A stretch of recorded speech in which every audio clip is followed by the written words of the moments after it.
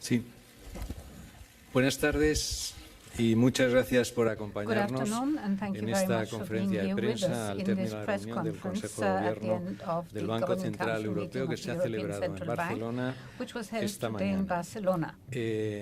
Esta es la reunión número 24, pienso, de las que se han hecho fuera de Frankfurt y es la tercera que se hace en España. La primera reunión, de hecho, que se hizo fuera de Frankfurt fue en España y esta es la tercera y se decidió en su momento que fuera en Barcelona. Es un tipo de reuniones que permite acercar algo el banco a los ciudadanos y no les voy a decir mucho más. La rueda de prensa empieza y le cedo la palabra al presidente. This is all I wanted to say. I'd like to hand over to the President now so that we can start the press conference.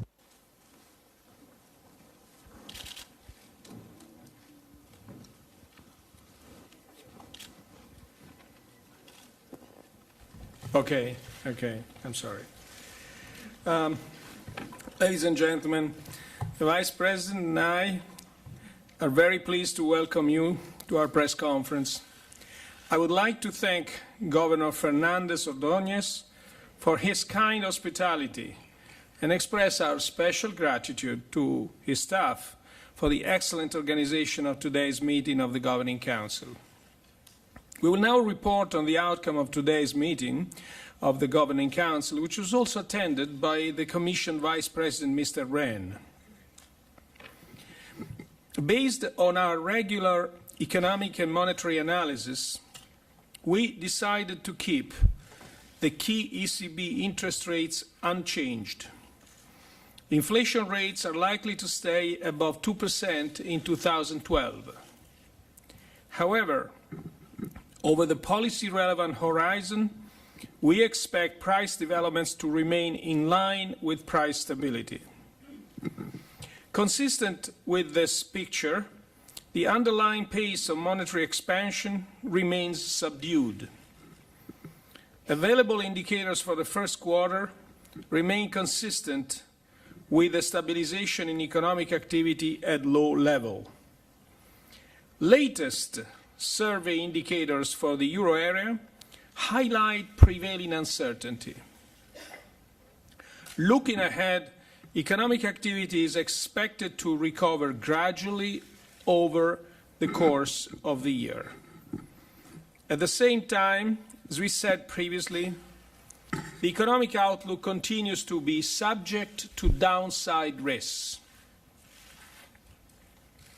Inflation expectations for the euro area economy continue to be firmly anchored in line with our aim of maintaining inflation rates below or but close to 2% over the medium term. Over the last few months, we have implemented both standard and non-standard monetary policy measures. This combination of measures has helped both the financial environment and the transmission of our monetary policy.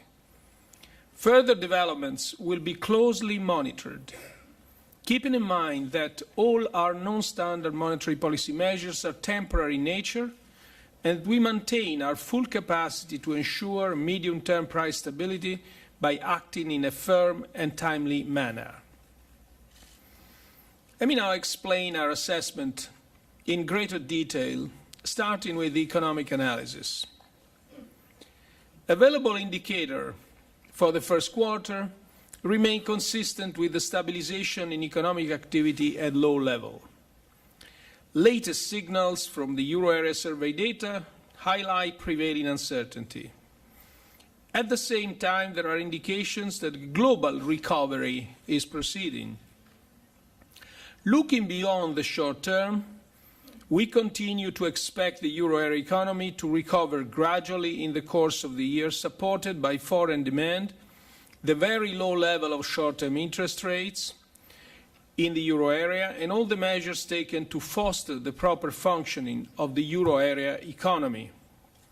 However, remaining tensions in some euro area sovereign debt markets and their impact on credit conditions, as well as the process of balance sheet adjustment in the financial and non-financial sectors and high unemployment, are expected to continue to dampen the underlying growth momentum. As we said previously, this economic outlook continues to be subject to downside risks, relating in particular to an intensification of tensions in euro area debt markets and their potential spillover to the euro area real economy, as well as to further increases in commodity prices. Euro area annual HICP inflation was 2.6% in April 2012, according to Eurostat's flash estimate, after 2.7% in the previous 4 months. Inflation is likely to stay above 2% in 2012, mainly owing to increases in energy prices, as well as to rises in indirect taxes. On the basis of current futures prices for commodities, annual inflation rates should fall below 2% again in early 2013. In this context, we will pay particular attention to any signs of pass-through from higher energy prices to wages, profits, and general price setting. However, looking ahead, in an environment of modest growth in the euro area and well-anchored long-term inflation expectations, underlying price pressures should remain limited. Risks to the outlook for HICP inflation rates in the coming years are still seen to be broadly balanced. Upside risks pertain to higher than expected commodity prices and indirect tax increases, while downside risks related to weaker than expected developments in economic activity. The monetary analysis indicates that the underlying pace of monetary expansion has remained subdued, with somewhat higher growth rates in the past few months.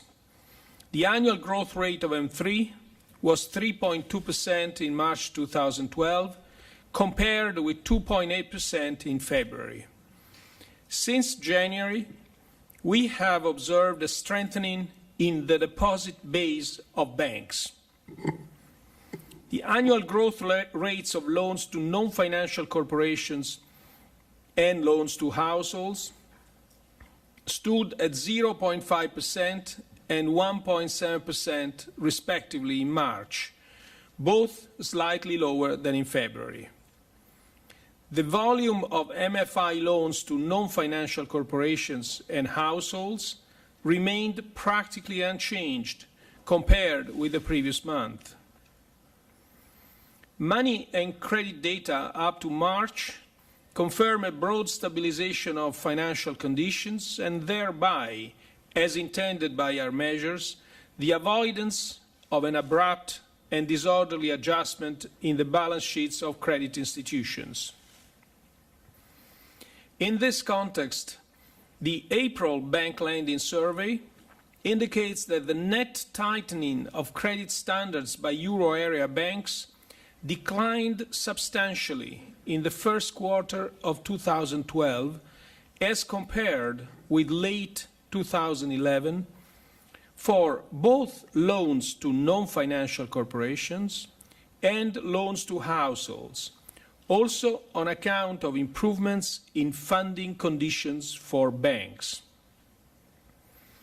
As also indicated in the Bank Lending Survey, the demand for credit remained subdued in the first quarter of 2012, reflecting weak economic activity and the ongoing process of balance sheet adjustment in non-financial sectors.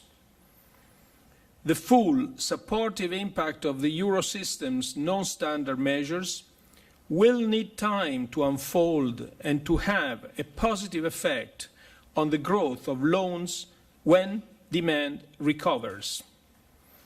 In this context, it should be noted that the second 3-year longer-term refinancing operation was only settled on the 1st of March 2012. Looking ahead, it is essential for banks to strengthen their resilience further, including by retaining earnings. The soundness of banks' balance sheets will be a key factor in facilitating both an appropriate provision of credit to the economy and the normalization of all funding channels. To sum up, the economic analysis indicates that price developments should remain in line with price stability over the medium term. A cross-check with the signals from the monetary analysis confirms this picture. It is of utmost importance to ensure fiscal sustainability and sustainable growth in the euro area. Most euro area countries made good progress in terms of fiscal consolidation in 2011. While the necessary comprehensive fiscal adjustment is weighing on near-term economic growth, its successful implementation will contribute to the sustainability of public finances and thereby to the lowering of sovereign risk premia.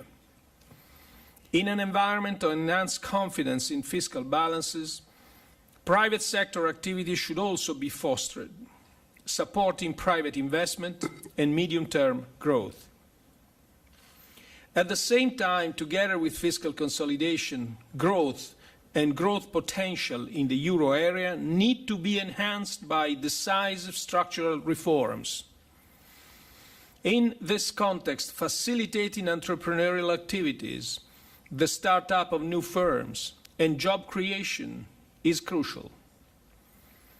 Policies aimed at enhancing competition in product markets and increasing the wage and employment adjustment capacity of firms will foster innovation, promote job creation, and boost long-term growth prospects.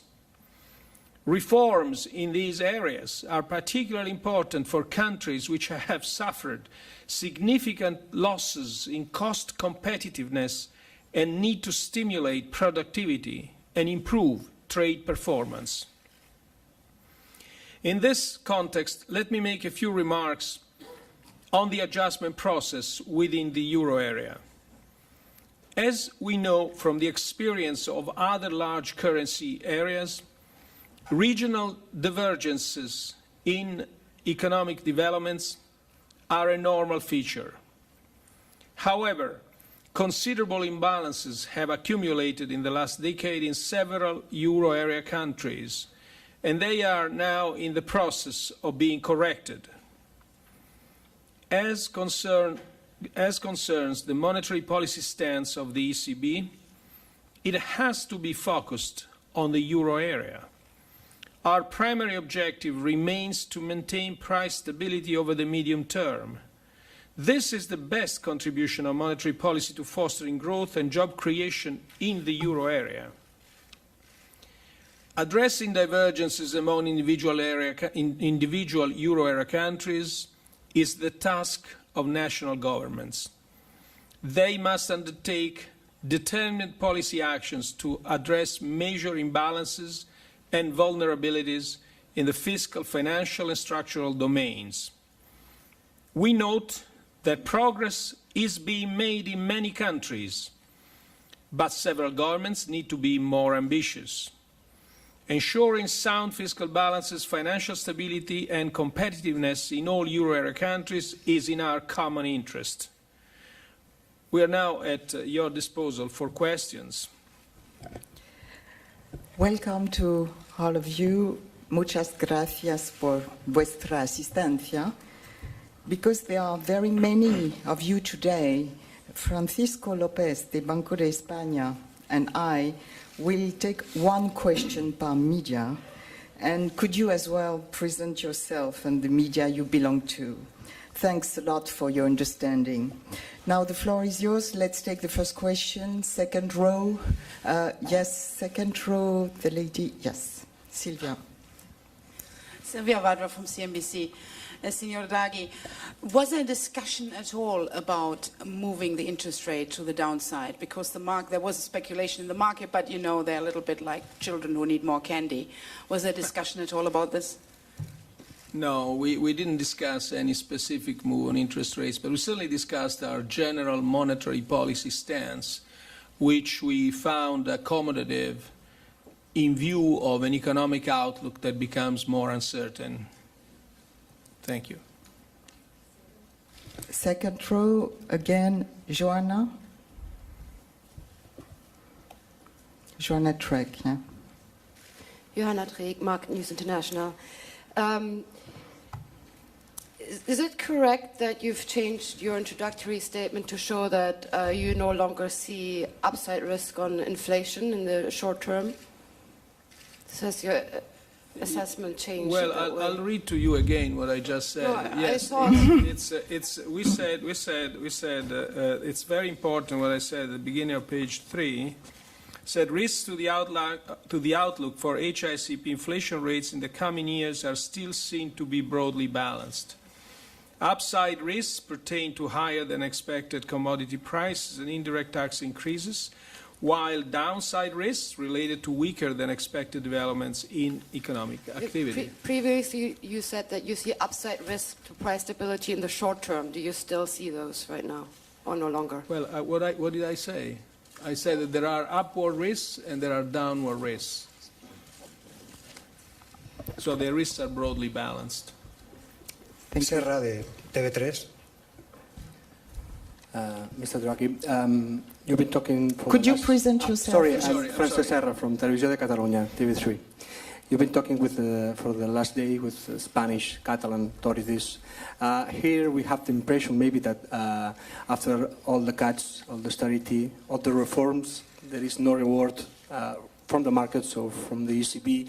And there's people that say that maybe the ECB now should give an extra help to countries like Spain. That's what some people call the financing and adjusting. What would you say to those people? Well, I would say that the government of Spain has made its very significant effort in policy reform. It's a series of reforms that it's for me needless to remind to you, that have been taken in a very short time. I think we have to acknowledge this significant effort. And we view that the measures that we have taken, namely the LTROs, have been I would say, successful in avoiding a major credit crunch. And the more we of course, we will need time to see how this money and when this money will propagate to the real economy, making credit conditions less difficult than they are today. But we can actually see quite clearly that we have avoided an otherwise major credit crunch worse than what we are seeing today. So these measures have been from this viewpoint, have been successful. I think that, and this is really true for a variety of countries in the euro area, there has been significant progress on the fiscal front. And I think the perseverance, given the amount of progress that has already been achieved, I think perseverance is very, very important to reap, in a sense, in the end, the gains. And together with this, structural reforms are also very important. I think I would have very little else to say at this point in time. Thank you. Okay, the third row, the lady, you had a question. Yes, you had one. Not long. President Richard Edgar from ITV News in London. Austerity isn't working. Unemployment in the Eurozone has reached the highest it's been for 15 years. Many politicians, like François Hollande, are calling for a shift in focus away from cuts and towards growth. Are they right? Well, I won't comment on specific statements by important politicians. But what I could say is to go back to what I said during my last parliamentary hearing, when I sort of briefly hinted at the need for a growth compact. Let me make two observations, preliminary observations with respect to this. First of all, there is absolutely no contradiction between a growth compact and a fiscal compact. In fact, growth is sustainable in the long run if it is based on a variety of pillars, but one of them is fiscal stability. The second observation that I make is that I certainly agree with your question when you say that we have to put growth back at the center of the agenda. Without, if I may repeat it, without any contradiction with the need to continue and persevere in fiscal consolidation. Now, what does it mean, this, in a sense, this growth compact? It really it refers to a variety of ideas that have been expressed in a number of places, and I certainly don't claim any patent on this concept. But basically, if one has to sort of summarize in a few words what this means, it means basically three things. First of all, you have to have a continuation of structural reforms in all the economies of the euro areas. Now, the structural reforms are different for different countries, but one can find some common themes. The first one is certainly, the first common area is the product sector structural reform set. Basically, our minds go back to the need to complete the single market as a very first step and to increase competition. And you see, it's very hard to move to labor until you really have to do together the product reform, because you have to have more competition in both the product and the labor sector. In the labor market, you want to do reforms that have three features. First of all, they increase flexibility in the labor market. Second, they increase mobility. But third, they also increase equity in the labor market. Because what we are observing now is that you have basically a situation which is imbalanced against the young people, the young sector of the labor market. We've recently seen the youth unemployment rates going up. And this is because of distortions that are present in the labor market at the present time. You also want to make sure that you have a set of unemployment insurance system that makes these mobility and flexibility requirements realistic. So these are the two areas which are more or less common. Now, what is the difference with, say, 5 or 6 or 10 years ago? It's that now we need to have a common European discipline in doing these reforms that is not unlike what we've been able to put in place for the budget, monitoring and discipline at euro area level. And I think to some extent the six-packs proposals and the Euro 2020 plus are all proposals that go in this direction and need to be implemented. I think that's the first group of ideas. The second is, if this is undertaken with conviction and with thoroughness, this will free energies in the private sector that will create jobs. You see, this is not unseen. That's the lesson of the 80s in many, many countries. The second area is what we can do at euro area level to create jobs through increasing basically investments in infrastructures. There are lots of proposals here: revamp, increase EIB action, redirect the EU funds towards the low-income areas. It's a way of mean testing, in a sense, the EU funds. And also, when speaking of spending in infrastructure, also when we talk about fiscal consolidation, it's certainly much better to consolidate through reduction of expenditure rather than increases in taxes. And especially, you want to reduce the current expenditure, not the capital expenditure, not the investment expenditure. But the third point is is of a different nature. It's not really technical, and it's mostly political, I would say, and it's also probably the most important. I think that collectively we have to specify a path for the euro. How do we see ourselves in 10 years from now? What has to be in place in 10 years? We want to have a fiscal union. We have to accept the delegation of fiscal sovereignty from the national governments to some form of central. But how do we get there? Certainly, to talk about a transfer union cannot be the starting point of this path. That's why the fiscal compact is so important. That is the starting point. But we also, once we have specified the starting point, we have to also highlight what this path is, what conditions have to be in place in order to see what happens to the euro in 10 years' time.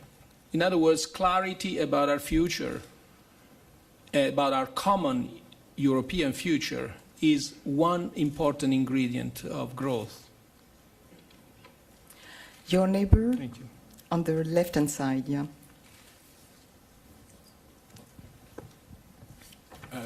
Ralph Atkins from the Financial Times.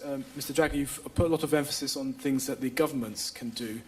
You said there was no discussion today within the ECB Council about further policy steps. I take it you mean neither this month or in coming months. Does this mean that you are of the opinion that the ECB has done all it can do at the moment in terms of supporting growth?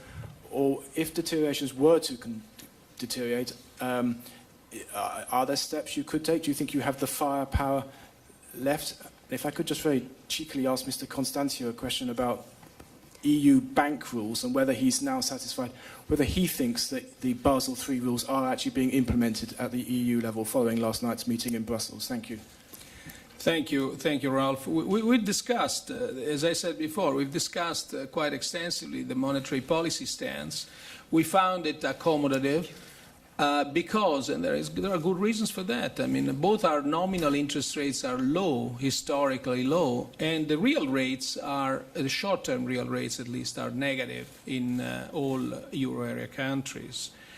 Also, I mean, nobody would deny that liquidity is abundant in the euro area. But having said that, any exit strategy remains premature. Thanks. Okay. Lalo Agustina. Hola, buenos días. Lalo Agustina, de La Vanguardia. Good morning. Quería preguntarle por los problemas de liquidez. Excuse me, I think there was a second question by Mr. Atkins. Oh, yes. Mr. Costanzo. Yeah. Even though But yes, even I asked for only one question. That's why I gave the floor to another one. Okay. No, I can be very brief because, as you know, there was no agreement yesterday, so we don't know yet what will be the final version of the directive that will be agreed upon. It will be discussed again in the next ECOFIN. So that's basically what I can say. So I can be really very brief. Thank you. Okay. Okay, Lalo.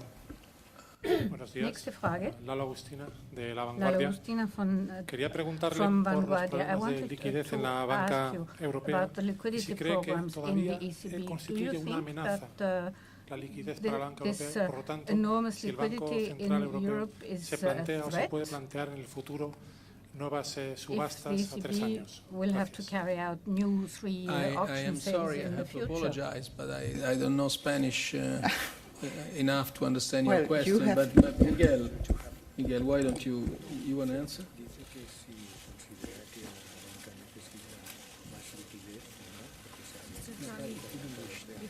I'm sorry, yes.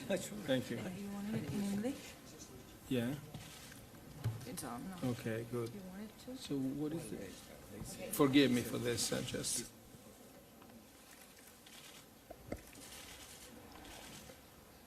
My God.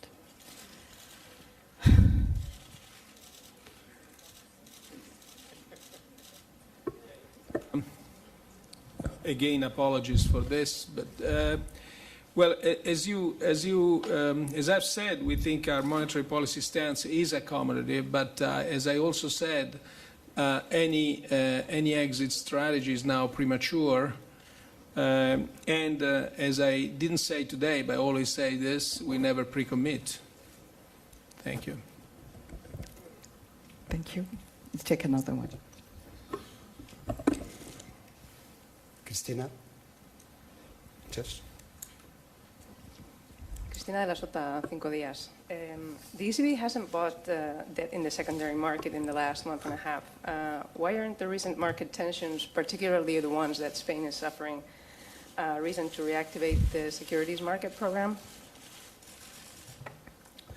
As you may remember, the S&P had been created to address malfunctioning or non-functioning in the channels of transmission of monetary policy.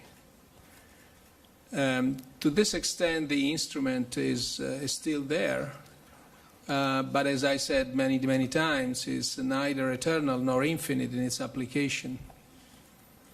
Thank you. Okay, let's go to the second row first, on the right-hand side, please. Elena Polidori, La Repubblica.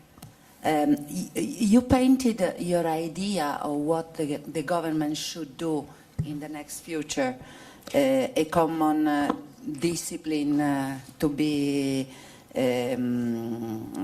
for the reform, then a redirection of the European fund, and then also a path, a common path.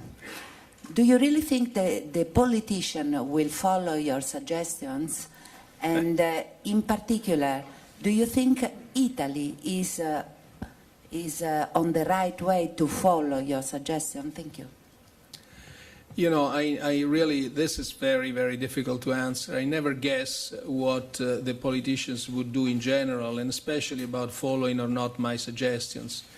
Also, I think they are, on average, smart enough that they don't need my suggestions to decide. I think that's what, in a sense, what I felt when I hinted at the growth pact in Parliament, a clarity of vision for the next 10 years. If we go back to with our memories to what we did collectively in the 90s about the euro, that was the methodology we had been able to put in place. Clarify, define a path, at the end of which there was the euro, and specify what conditions would be in place, would have to be in place for the euro to become real. And I think we're now at a stage which is not too different in a sense from that one, although the history is clearly changed now. On Italy, I think I could really say that remarkable progress has been achieved, and so I think the government needs to be encouraged in its efforts. It's done a remarkable fiscal consolidation. And I think I can only say repeat what I said before. It's really on a good path. Thank you. Okay, let's go to the block on the other side, please, on the back. Yes, Brian, could you take the microphone, please? Brian Blackstone with the Wall Street Journal. When you talk about how the euro looks in 10 years and some of these structural economic reforms, isn't it a little bit late, kind of 2.5 years into the crisis, for Europe to be talking about how to grow faster, kind of on a longer-term basis? It would just seem that right now the important thing is how does stimulus money somehow get to these countries that are in a lot of trouble, and it doesn't seem like you're advocating any near-term stimulus, rather kind of the longer-term economic reform path. Thank you. Well, thank you. Yeah, it seems like that, and it's right. It exactly seems as it is. I was hinting at the 80s as a time when from which we could learn some lessons. The 70s were years of very high deficits, and we basically found ourselves in all more or less to the same extent in a situation of high inflation and recession. It was called stagflation at the time. We learned that to get out of that, we needed to do structural reforms that basically increasing current spending would not be of great help. Stop fiscal consolidation would not be of great help. So that's what I think that's what it is. And I hinted at different ways of introducing stimulus in the economy when I said about the Growth Pact. You have lots of measures that could, in a sense, could stimulate the private sector into job creation. Then you have a certain number of measures at European level that could address the infrastructure spending issue.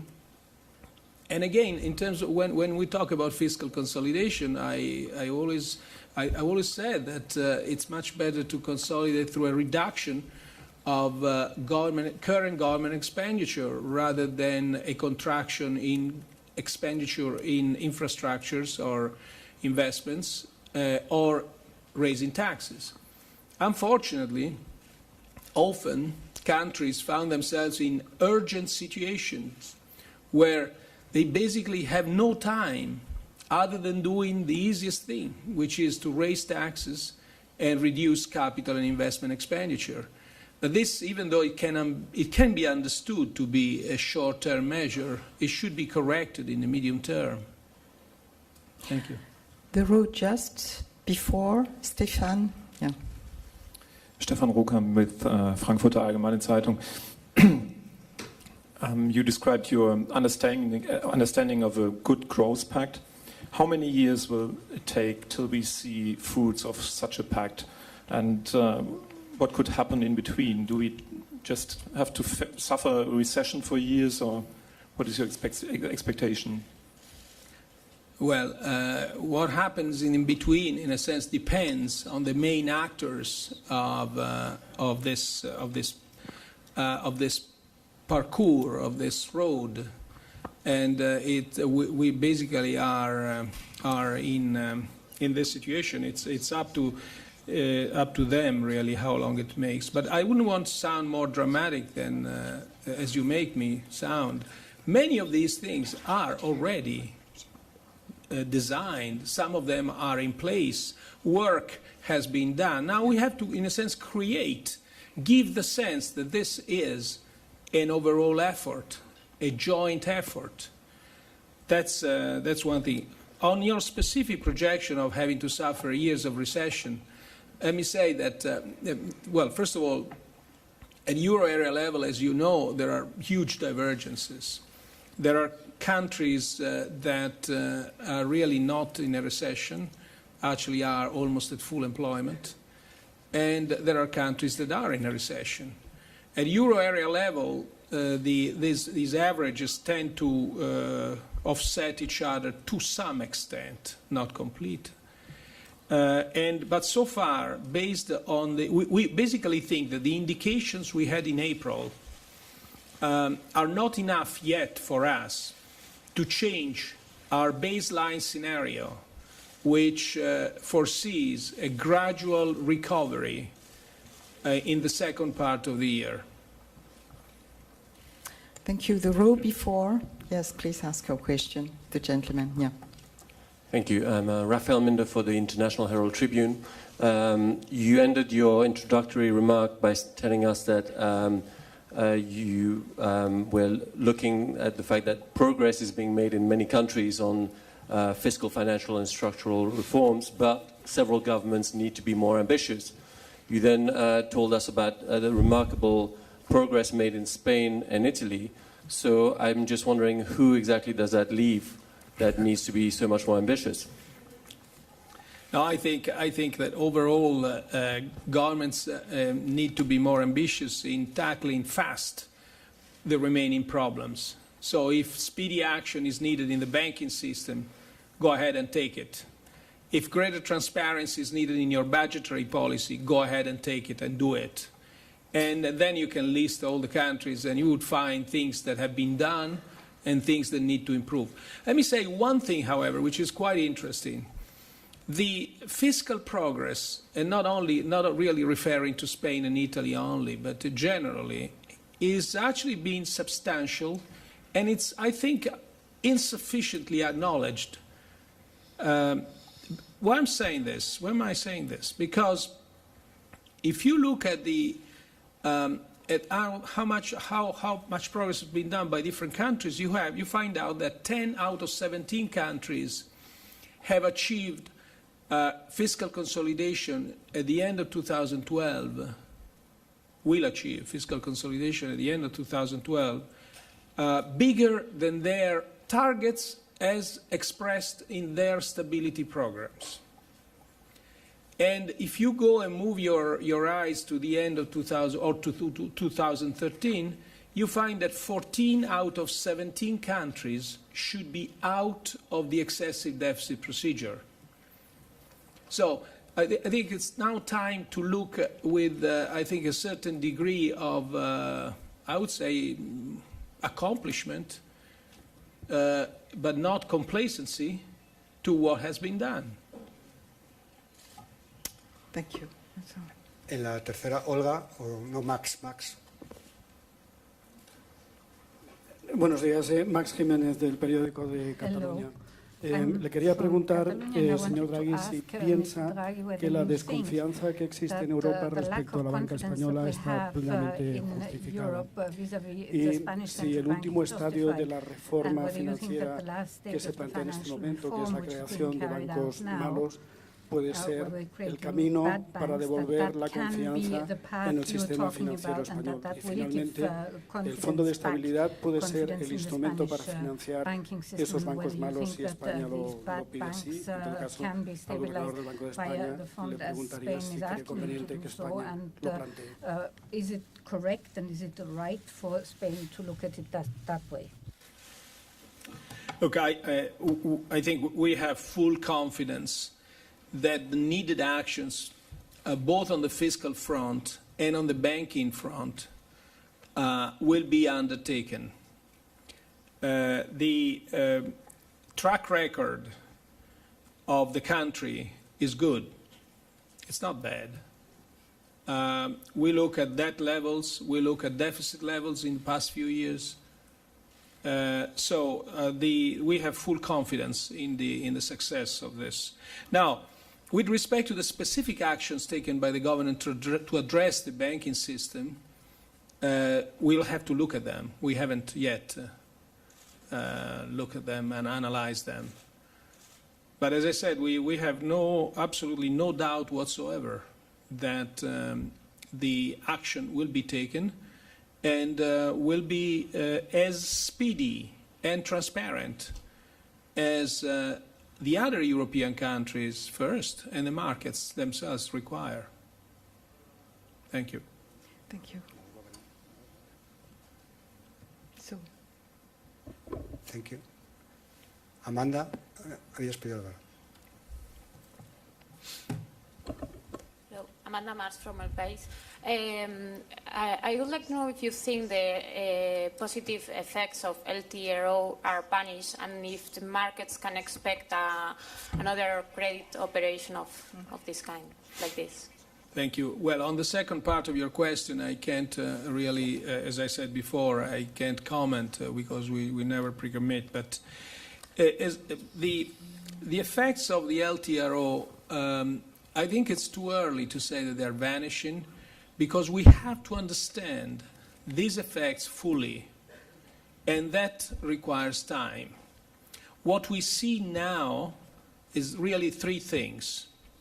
The first is that, as I said before, we avoided a major credit crunch, or at least a credit crunch which would have been much worse than what we are seeing today. Second, we have seen that the supply of credit is much less tight than it was before the LTROs. And it's been going down. This degree of tightness from the supply side has been going down markedly over the last 3 months. The third thing we see, which is also positive, is, and it's relatively new, it's a strengthening of the deposit base in several banks in the, I would say, in the countries that are most, I would say, most in the greatest difficulty. This is a positive sign. It means that deposits are flowing back in these banking systems. The fourth thing that we see is that the M3 growth pace has recovered from what it was at year-end. It's still subdued, but it's recovered. And the fifth thing we see is that there is, and it continues to be, a significant drop in some of the key indicators of the financial markets, uncertainty, volatility. Some of the key spreads, a significant drop in the repo rates, and others.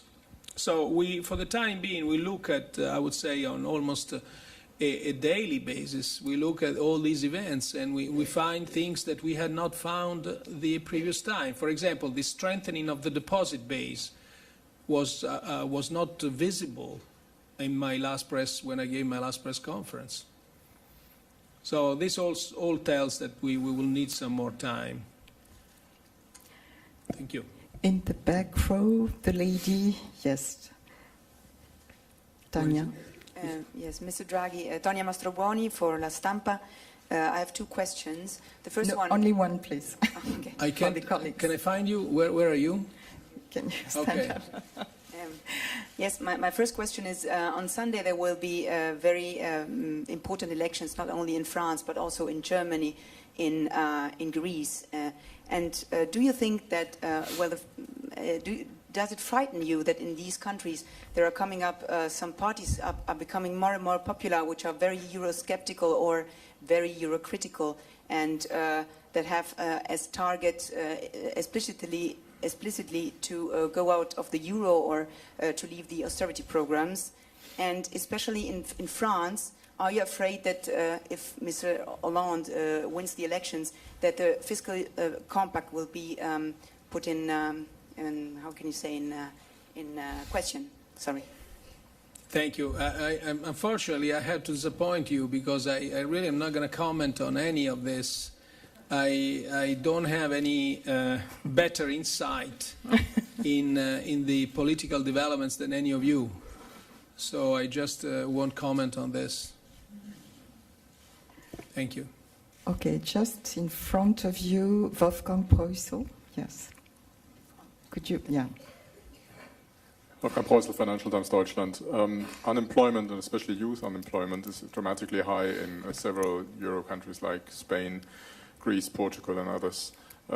Has this particular issue been discussed, and also perhaps the need of some unconventional measure that may help relieve the situation in these countries, and does avert social explosions or disruptions? Thank you.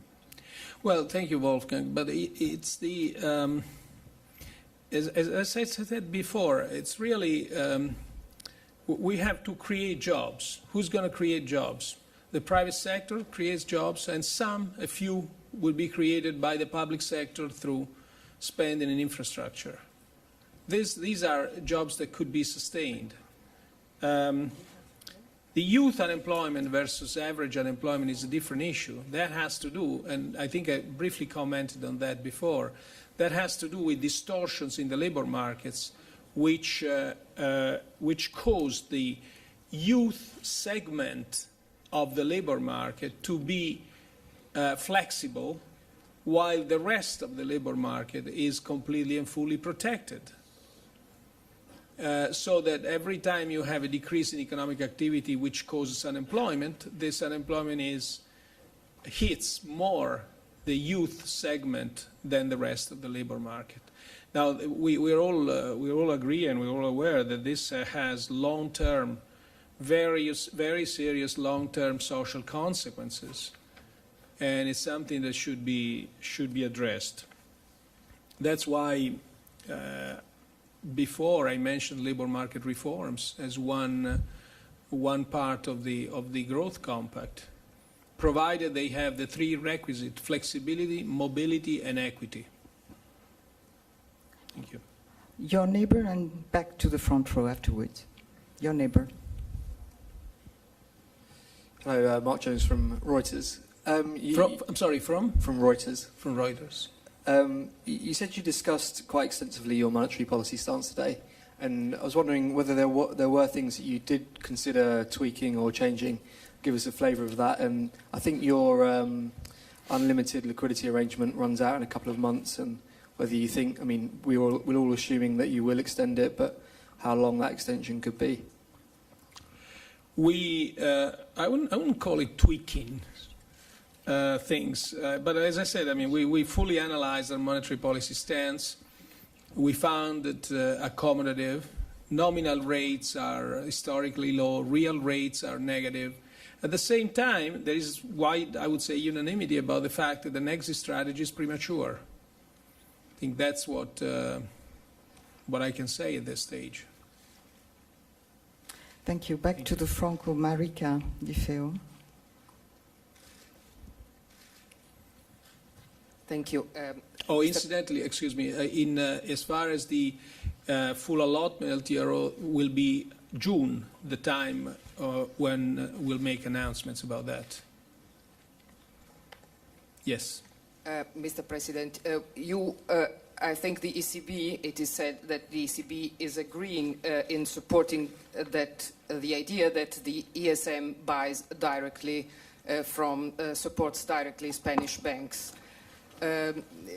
How urgent is it, and to which conditions could the countries which are opposed agree to it? Do you have any plan? Look, I think first let me repeat that these mechanisms are useful, but they cannot replace either fiscal consolidation or reforms as the way to go back to stability. This is an important instrument. It's a European instrument at times of crisis, and it should be viewed as such. Second, we didn't have a successful experience with the FSF. It was created, but its functioning fell short of both expectations and needs. Why is that so? Because it was created in a way that it could hardly work. So what we are doing now, we think the ESM is, in a sense, it should work better. But we want to make absolutely sure that we don't repeat the same experience.